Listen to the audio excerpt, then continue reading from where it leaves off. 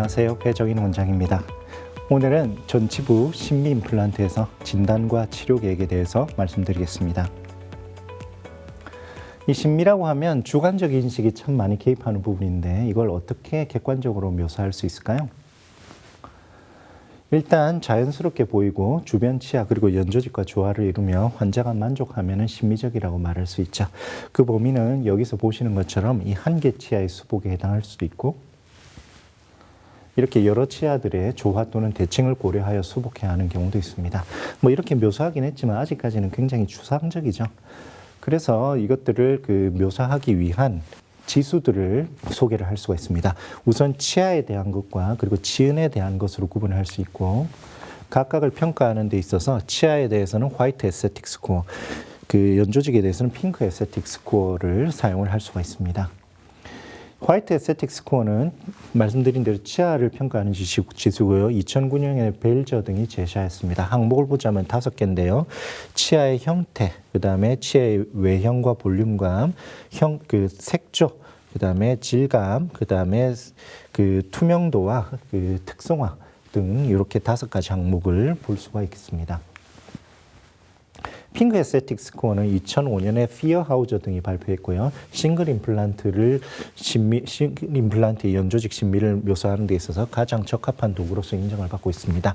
7개의 항목으로 구성되어 있고요. 미지알 디스탈 파필라, 그 다음에 진지바 마진, 그 다음에 연조직 외형, 그 다음에 치조골 외형, 그 다음에 연조직 색조 및 질감이 되겠습니다. 다시 정리하자면 전치부의 심미는 화이트 에스테틱 스코어 그리고 핑크 에스테틱 스코어로 평가 또는 비교할 수 있습니다. 얘네들 각각 점수를 매길 수 있는데요. 이 점수가 중요하다기보다는 이 평가 항목들이 무엇이 있는지를 알고 계시면 좋겠습니다. 자, 오늘의 주제는 이 심미 임플란트 진단 및 치료 계획인데요. 이걸 위해서 어떻게 해야 한다라기보다는 반대로 어떻게 하면 안 되겠다 하는 이런 네거티브 접근법으로 말씀을 드리려고 합니다. 그러기 위해서 심미적 합병증에 대해서 먼저 리뷰를 해보려고 합니다. 이 보신 분 계실지 모르겠지만 제가 이 주제 합병증 주제만으로 작년에 마스터 코스 강의를 했었는데요. 그렇기 때문에 조금 간략하게 말씀을 드리도록 하겠습니다. 그래서 이 논문을 중심으로 말씀드릴 건데요. 2022년 페리오돈톨로지 2000에 발표된 논문이고 이 4가지 항목에 대해서 다루고 있습니다. 이 심미 논문들을 살펴보면은 이 화이트 에스테틱에 대해서는 기공에 의해서 커버가 돼서 그런지 주로 이 핑크 에스테틱의 심미 또는 심미적 합병증에 대해서 주로 다루고 있는 경향이 있습니다. 잠깐 자료 에비던스 레벨에 대해서 얘기를 하자면 보통 이중 맹검된 랜더마이즈 컨트롤이 가장 신뢰도가 높다고 에비던스 레벨이 높다고 얘기를 하고요. 이 랜더마이즈 컨트롤을 메타 통계 분석으로 메타 아널리시스한 시스테믹 리뷰들이 일반적인 우리가 볼 수 있는 논문에서는 에비던스 레벨이 가장 높다고 볼 수 있습니다. 이런 시스테믹 리뷰는 EAO나 ITI 등 주요 그룹의 컨센서스 리포트에서 흔히 볼 수 있습니다. 우리가 지금 볼 논문, 아까 본 논문은 이 메타 아널리시스와 컨센서스 리포트를 주로 리뷰하고 있으니까 한번 일독을 권유드리겠습니다. 자, 인터프록시말, 즉 파필라를 얘기를 하고 있는데요. 이 파필라에 있어서 이 파필라에 영향을 주는 요소에 있어서 가장 에비던스 레벨이 높은 것은 일단은 인접치의 치주 상태입니다. 그렇기 때문에 우리는 전치부 임플란트 하기 전에 인접치의 치주 치료부터 먼저 해놓는 것이 좋다고 보이고요. 그 다음에 컨택 포인트와 크레스탈본, 우리 타나우를 다 아시지 않습니까? 이 컨택 포인트와 크레스탈본까지는 거리가 짧을수록 파필라가 찬다고 했는데 타나우는 그것을 5mm라고 수치를 제시했지만은 이 수치에 대한 에비던스는 없다고 얘기를 했었습니다. 그 다음에 여러 가지 상반된 결과들이 있는 것들이 있는데요. 우리가 흔히들 알고 있는 내용이긴 합니다만은 예를 들면은 요 페노타입은 바이오 타입을 얘기를 하는데 C기 C보다 낫다고 하지만은 에비던스 레벨은 낮다는 거고 인접치와는 1.5mm 이상 떨어지라는 거고 임플란트 디자인은 이 논문에서는 SS 타입과 TS 타입을 비교를 하는데 크게 유사하다고 해요.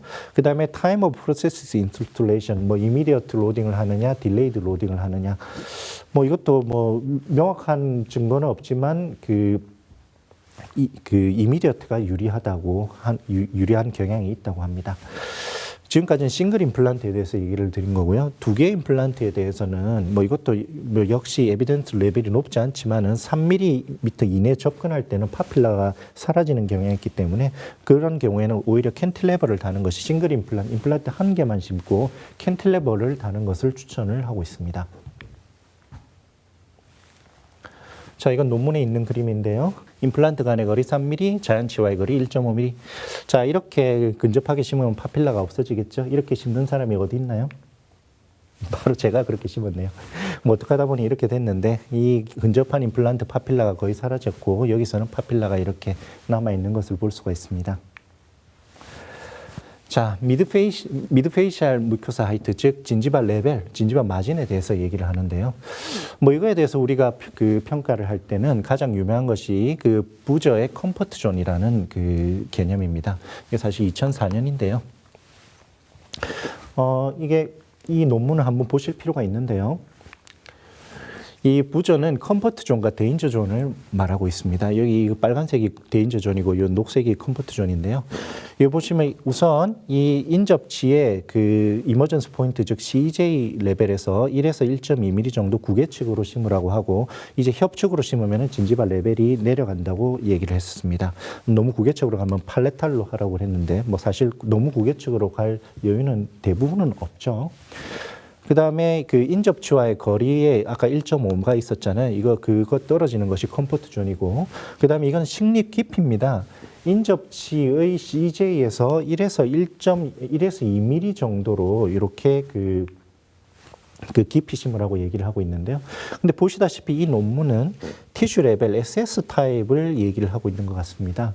그래서 우리가 주로 사용하는 TS나 KS 타입의 임플란트에서는 그것보다는 조금 더 깊이 식립을 하는데요.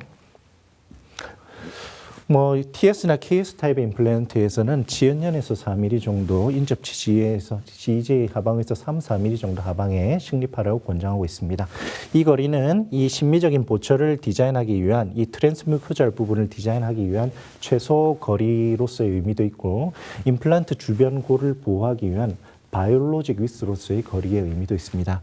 사실 이 3, 4mm보다는 조금 더 깊이 심는 것이 좋다고 생각을 하는데 이에 대해서는 다음 편에서 말씀드리도록 하겠습니다.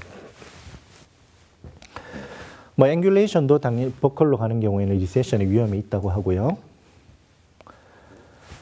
진지바 페노타입 같은 경우에는 아까 그 파필러랑 마찬가지로 콘트라딕토리 하긴 한데 흔히들 우리가 식 바이오타입이 유리하다고 얘기를 하죠. 이 이미디어트 임플란트 식립에 있어서 씬 바이오타입의 조합이라 그러면 리세션이 크게 관찰되는 경향이 있다고 하니까 주의할 필요가 있다고 봅니다. 오히려 뭐 그럴 때는 씬 바이오타입일 때 연조지 이식을 하는 것이 나올 수도 있고요. 임플란트 디자인과 그 보철 시점에 대해서는 역시 리미티드 에비던스이지만 플랫폼 스위치 디자인, KS나 TS 타입은 플랫폼 스위칭이죠. 그다음에 이미디어트 로딩이 딜레이드보다는 마지널 진지바 마진의 유지에 있어서는 유리하다고 했습니다. 임플란트 수술 시 연조직 이식을 하는 것은 리세션 방지에 도움이 된다고 합니다. 리세션 방지에 도움이 되나 방치라고 되어 있네요. 방지에 도움이 되나 마지날 본 레벨에는 영향이 없다고 했습니다. 마찬가지로 에비던스 레벨이 높진 않고요. 그 쇼텀 에비던스만 있다고 했습니다. 근데 이게 연조직 이식을 심미를 하는 그 임플란트 심미에 있어서는 뭐 경조직도 중요하지만 연조직 이식이 굉장히 좀 중요하다고 생각을 하는데요.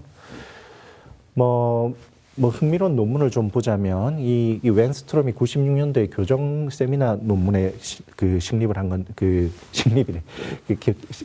기고를 한 건데요.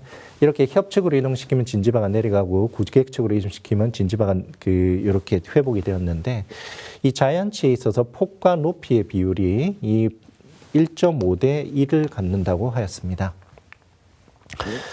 이거는 그 노자와라는 사람의 2006년 논문인데 이거는 지금 제가 어떻게든 논문을 못 찾아가지고 그것만 갖고 왔는데 아까 높이와 폭의 비율이 이 임플란트에서는 폭이 1.5일 때 높이가 1, 진지바의 높이가 1, 아까랑 역전된 관계를 보여주고 있습니다. 뭐 사실 에비던스 레벨이 얼마나 높을지는 모르겠지만은 참고할 만한 사항이라고 생각하고요. 이건 제가 이 단행본에서 가져온 얘기인데 이 아까 말씀드린 두 가지를 이렇게 압축해서 보여준다고 하겠습니다. 즉 임플란트에 있어서 진지발 마진 높이를 확보를 하기 위해서는 훨씬 더 두꺼운 연조직 두께가 필요하다. 이렇게 생각을 하면 되겠습니다. 그렇기 때문에 연조직 이식, 뭐 CTG라든지 그런 것들이 심리에 있어서는 중요하다. 이렇게 강조를 할 수 있겠는데요. 그리고 마지막으로 즉시 식립할 때 갭 필링을 하는 것은 뭐 국룰처럼 돼 있지만은 진지발 리세션에 있어서는 큰 차이를 보이지 않는다고 합니다. 하지만 우리가 갭 필링을 하는 이유는 보컬 볼륨 유지를 위해서 하는 거죠. 그다음에 장기적 결과를 보면은 파필라는 오히려 조금 증가하는 경향이 있습니다. 부어서 그런가요? 그다음에 진지발 마진도 안정되게 유지되는 경향이 있는데 이미디어트와 컨벤셔널 즉 이미디어트가 아닌 얼리나 딜레이드에는 큰 차이는 없다고 하고 뭐 리세션이 장기적으로는 0.2, 0.5mm 정도는 관찰되나 통계적 유의성은 없다고 합니다. 연조직은 건강만 하다면은 쭉 안정되게 유지를 되는 경향이 있다. 뭐 애초에 잘 심었다면 그렇겠죠. 그다음에 이 세컨더리 서저리, 즉 이 세컨더리 서저리는 2차 수술이 아니라 임플란트 주위염, 페리임플란타이티스 등으로 인해서 보철 들어간 이후에 수술 들어간 걸 얘기를 하는데 페리임플란타이티스 유병률을 지금 20% 정도로 보고 있는데 사실 더 클 것 같기도 하네요. 더 큰 보고도 많죠. 하여튼 이 페리임플란타이티스를 해소하기 위해서 플랩 서저리를 할 경우에는 거의 2mm 가까이 퇴축이 되는데 임플란트 플라스티, 즉 표면 갈아내는 거 하죠. 임플란트 플라스티 하면 오히려 더 퇴축이 일어난다고 합니다. 하지만 이때도 연조직 이식을 하면은 리세션을 막는 데는 도움이 됩니다. 연조직 이식은 리세션 막는 데 도움이 된다. 이거는 기억해 놓는 게 좋겠습니다. 뭐 제 케이스를 보여드리면 지금 이 골 흡수가 있어서 발치 결정을 했고요. 발치 한 달 뒤에 연조직 힐링이 진행된 다음에 임플란트를 심었습니다. 여기 보시면은 이 협축골에 소실이 좀 있어서 제가 여기에 GBR을 한 것이 보이게 되죠. 특별한 염증 없이 잘 치유됐지만은 실제 보철을 할 때는 지면 마진이 이렇게 형성이 됐는데 이게 이 20번대가 전반적으로 높아서 그런지 환자는 크게 신경을 쓰지 않았습니다만은 이 보철 들어간 6개월 뒤에 여기 이렇게 누공이 형성되어 왔습니다. 볼륨도 좀 꽤 부족한 것을 볼 수가 있고요. 제 누공은 여기 커넥션 부위에서 이렇게 생기고 있었는데, 뭐 제가 짐작하기에 이 이유는 일단 제가 우선 이 어버트먼트 디자인, 링크 어버트먼트 셀렉션과 디자인을 좀 잘못해서 이게 너무 급하게 넓어지는 게 아닌가 합니다. 이게 1mm짜리였는데 뭐 2에서 3mm짜리를 쓰는 것이 좋다고 생각이 되고, 근데 이게 또 문제가 되지 않을 수도 있는데 이게 연조직 두께가 얇다 보니까 뭐 여러 가지 문제가 겹쳐서 이런 결과가 생긴 것이 아닌가 싶습니다. 그래서 우선은 이렇게 연조직 이식을 실시를 했고요. 보철 제거하고 이렇게 연조직 이식을 했고 2개월간 치유시켰고 좀 빠른 감이 있지만 2개월 뒤에 템포라리를 달아줬고 또 2개월간 치유시킨 다음에 파이널 보철은 6개월, CTG 6개월 뒤에 들어갔습니다. 그래서 처음과 끝을 비교를 해보면은 조금 더 장기적으로 살펴봐야 되겠지만은 이 진지발 리세션의 극복에 연조직 이식이 아주 큰 도움이 된 것을 볼 수가 있습니다. 아까 지금부터는 아까 2022년 논문이 아니라 다른 논문인데요. 이거는 첸 등이 2014년에 발표한 논문인데요. 이거는 이미디어트나 식립 시점에 따라서 어떤 심리적 결과가 달라지는지에 대한 얘기입니다. 이미디어트, 얼리, 레이트 이 시기가 어떻게 되는지는 다음 슬라이드에서 보여드리겠습니다. 당연히 이미디어트가 유리하다고 일단 생각이 되지만 좀 주의를 해야 될 것은 이미디어트에서는 리세션 양이 많은 것부터 적은 것끼리 매우 다양했으며 리세션이 많이 되는 빈도가 오히려 타입 2, 3보다는 높았다 이렇게 얘기를 합니다. 그리고 이렇게 타입 1에서 리세션이 있을 경우에는 페이셜 본이 소실된 경우들이 굉장히 높았다고 했고요. 타입 2, 3, 즉 얼리 또는 레이트에서는 오히려 페이셜 본 소실의 빈도가 오히려 낮았다고 해요. 그래서 결론적으로 이 페이셜 본이 얼마나 건전하게 유지되는지가 이 롱텀 에스테틱 아웃컴에 매우 중요하다고 했는데 뭐 이를 통해 미루어 짐작을 해보면 뭐 조건이 그렇게 좋지 않을 상태, 뭐 페이셜 본이 얇거나 소실이 있는 경우에는 이미디어트 식립이 오히려 불리할 수가 있다 이렇게 생각을 할 수가 있겠습니다. 그때는 오히려 그 얼리나 레이트로 그 좀 연조직이나 경조직 힐링이 좀 된 다음에 적절한 연조직 또는 고리식을 통해서 그 접근하는 것이 심미적으로 유리하다고 볼 수가 있겠습니다. 이미디어트, 얼리, 딜레이드에 대한 정의를 잠깐 보자면 이 그룹 EAO와 ITI가 약간 다르게 보고 있는데요.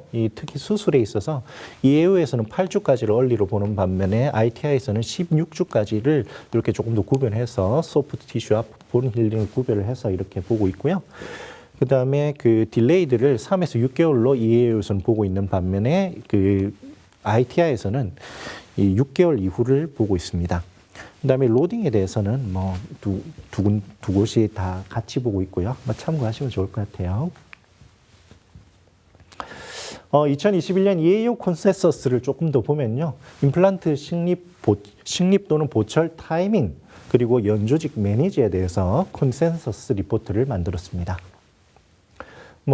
사실 대부분은 우리가 리뷰한 논문에 포함되어 있는데 구체적인 질문 몇 가지 흥미로운 질문만 보면은 즉시 보철이 에스테틱 아웃컴에 어떻게 도움이 되느냐? 아까 거기에서는 도움이 된다고 했었던 것 같은데 일단은 이 우리 에비던스 레벨을 따졌을 때는 이미디어트 로딩과 딜레이드 로딩 사실 이 논문에서는 요 세 가지 케이스밖에 비교를 안 했지만 큰 차이가 없다고 합니다. 이미디어트 로딩과 딜레이드 로딩에 있어서 심미적 결과는 큰 차이가 없다고 합니다. 그 다음에 연조직 이식의 결과에 대해서 얘기를 하는데요. 이 연조직 이식을 이미디어트 했을 때와 연조직 이식을 딜레이드 식립에 대해서 비교를 하는데 두 군데 이미디어트와 딜레이드에 있어서 미드버클 무코사, 즉 진지바 마진의 유지에 있어서는 큰 도움이 되는데 이미디어트일 경우에는 이미디어트의 연조직 이식을 했을 때는 두께도 더 두꺼운 반면에 딜레이드일 경우에는 두께에 있어서는 큰 차이가 안 난다고 볼 수 있겠습니다.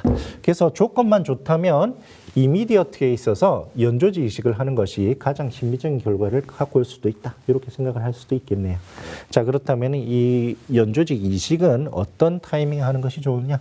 그거에 대해서도 아직까지 뭐가 좋다 하는 거에 대한 에비던스는 별로 나와 있지 않다고 합니다. 성화에 맞춰서 하면 되지 않을까 싶고요. 그래서 심미적 요구가 클 때, 심미적인 것이 중요할 때는 연조직 이식을 추천한다. 이렇게 결론을 내리고 있습니다. 연조직 이식이 방금은 연조직 이식이 리세션 마지날 진지바 마진에 대해서 얘기를 한 거, 미치는 영향을 얘기를 한 거였고요.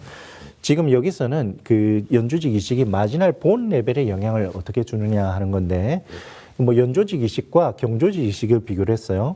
연조직 이식과 연조직 이식을 아예 안 했을 경우에도 차이가 없고 뼈 이식을 한 거랑 연조직 이식을 한 경우에도 마지날 본에서는 차이가 없고 연조직과 경조직 이식을 동시에 한 거와 뼈 이식을 한 것을 비교를 해봐도 차이가 없다. 마지날 진지바 레벨, 마지날 진지바가 아니라 마지날 진지바 아니에요. 마지날 본 레벨에 있어서는 연조직 이식이든 경조직 이식이든 큰 차이가 없다. 이건 조금 더 연구가 많이 필요하지 않을까 합니다. 하지만 이 연조직 이식은 마지날 본 레벨에서는 큰 차이가 주지 않는다고 했지만 진지바 리세션을 막아주는 데는 효과가 크니까 효용성은 아주 크다고 할 수가 있겠죠. 2014년 ITI 컨센서스에서도 심미에 대해서 다루고 있는데 내용은 아까 리뷰에서 다 다뤘지만 여기서 말씀드리고 싶은 거는 즉시 식립을 위한 클리니컬 컨디션입니다. 대부분 좀 우리가 알고 있는 내용으로 보이는데 발치화가 건전하다든지 발치하고 났을 때 남은 협축골이 1mm 이상 확보가 될 때, 1mm 이하일 때는 심고 나서 이미디어트 했을 때 퇴축이 되는 경향이 있다. 아까 논문에 그런 얘기 있었죠. 그 다음에 바이오타입은 두꺼울수록 좋고 감염은 없을수록 좋겠고 당연히 초기 고정이 잘 나와야 될 거고 그 다음에 데인저 존을 피해서 컴포트 존에 잘 식립을 해야 될 것이고 임플란트와 발치와 간의 갭 필링을 할 수 있는 공간이 충분히 있으면은 또 그 콘투어 그 볼륨 유지에 큰 도움이 되겠죠. 뭐 이런 조건들을 다 만족시킬 수 있는 경우가 얼마나 될지 모르겠지만은 하여튼 이런 조건들에서 몇 가지 뭐 그 술자가 판단해서 이미디어트에 유리한 상황이 되면은 이미디어트를 하는 것이 심리적으로 유리하다고 생각이 됩니다. 그 다음에 여기서 트리트먼트 가이드라인에서 뭐 몇 가지만 말씀을 드리면은 뭐 정확한 포지셔닝을 위해서 서지컬 가이드 사용을 권유를 드리고 있고요. 그 다음에 그 환자와 의사소통을 위해서 템포라리를 활용할 것을 그 추천을 드리고 있습니다. 그리고 그 템포라리는 가능하면 그 시멘트 스크류 리테인드 그 어버트먼트 위에 시멘트 하는 것이 아니라 보통 링크 위에 그 링크 어버트먼트 위에 그 크라운을 얹잖아요. 뭐 다음 시간에 더 자세히 설명드리겠지만은 가능하면 스크류 리테인드로 하는 것이 여러 가지 측면에서 리트리버빌리티나 조직 몰딩이나 아니면은 그 수정하기 쉬운 거나 그런 측면에서 오히려 더 그 스크류 리테인드를 하라고 했고요. 임플란트나 어버트먼트 또는 프로세스에 있어서 오버사이즈를 하지 말라고 했었습니다. 뭐 5mm 임플란트, 6mm 임플란트를 뭐 심는다든지 그렇게 하면은 그 심미에 있어서 꽤 악영향을 준다고 돼 있고 어버트먼트나 보철에 있어서는 그 머티리얼보다도 디자인이 더 중요하다고 했었습니다.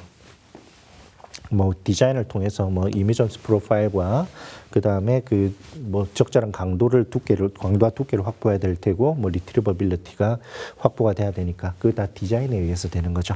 뭐 굉장히 우리가 좀 기억해둘 내용이라고 봅니다. 그래서 지금까지 말씀드린 내용을 바탕으로 결론을 내리면 우리가 이제 그 진단과 계획에 있어서 고려할 사항들을 어떻게 하면은 그 컴플리케이션이 생기는지에 대해서 쭉 리뷰를 해봤었습니다. 그거에 의해서 이제 역으로 이제 이런 부분에 있어서 어떻게 해야 되는지를 한번 생각해 본다면 뭐 임플란트는 플랫폼 스위칭된 KS나 TS 타입을 사용하는 것이 좋을 것이고 그 다음에 굵은 임플란트를 사용하면 안 된다 그랬죠. 그래서 뭐 전치부에서 3.5mm 4mm 정도 사용하는 것도 괜찮다고 봅니다. 그리고 나머지는 갭 필링을 하는 거죠. 어버트먼트와 크라운의 디자인에 대해서는 내일 다음 시간에 설명드리도록 하고요. 포지셔닝에 대해서는 만약에 여러 개 치아가 빠졌으면 어디에 임플란트를 심고 어디에 그 폰틱을 달고 하는 것들은 뭐 통상적인 그 식립법에 의해서 하시면 그 생각을 하면 될 것 같고요. 하지만은 그 너무 임플란트끼리 근접을 하게 되면은 파필라가 사라지니까 너무 근접해야 될 상황이면은 캔틸레버 처리까지도 뭐 가능하다고 했었고, 그 다음에 그 임플란트를 식립하는 위치에 있어서는 컨버트 존, 데인저 존이 있었죠. 수직적 수평적으로 뭐 인접치 간의 거리, 뭐 인접치와의 거리 1.5mm, 임플란트 간의 거리 3mm, 그 다음에 그 인접치들 CJ 레벨에서 뭐 1에서 2mm 정도는 구개측으로 식립하라 하는 얘기 있었고, 식립은 TS 임플란트에 대해서는 3 또는 4mm, CJ 또는 마지날 레벨이었지만은 조금 더 깊이 심는 게 좋다고 했고, 앵귤레이션 당연히 설측으로 구개측으로 나오는 게 좋겠죠. 고리식은요, 발치와의 형태 유지를 위해서 갭 필링을 하거나 볼륨 증강을 위해서 지배할 수가 있는데, 그 진지바 리세션에는 큰 영향이 없다고 했었고, 진지바 리세션에는 소프트 티슈, 연조지 이식이 더 좋다고 그 효과가 크다고 했었습니다. 연조지 이식은 볼륨 증강을 하거나 그 마지날 진지바 레벨, 진지바 리세션을 방지하거나 극복하는 데 있어서 큰 도움이 됐었고, 심미 요구가 큰 곳에서는 소프트 티슈 이식을 굉장히 추천한다고 했었습니다. 그래서 뭐 아까 여기서 그 오버사이즈 임플란트나 어버트먼트 쓰지 말라는 것도 그렇고, 여기 소프트 티슈를 뭐 두껍게 확보하는 것도 그렇고, 버컬 쪽에 있어서 뭐 조직을 많이 확보하는 것이 심미에 있어서는 좀 중요한 내용이 아닌가, 이렇게 좀 그런 느낌이 듭니다. 그 다음에 뭐 가끔씩은 뭐 보철에 진지바를 넣어야 될 수도 있죠. 그 다음에 식립과 그 다음에 보철 타이밍에 있어서는 뭐 사실 그 이미디어트가 조금 유리하다는 얘기도 있었고, 큰 차이가 없다는 얘기들도 있지만 사실 그건 논문의 얘기 또는 대가들의 얘기라고 할 수 있고, 가능만 하다면 이미디어트로 식립하고 이미디어트로 보철하는 것이 심미적인 결과를 얻는 데는 조금 유리하다고 저는 생각합니다. 그리고 이 이미디어트의 그 수술에 필요한 조건들이 있었죠.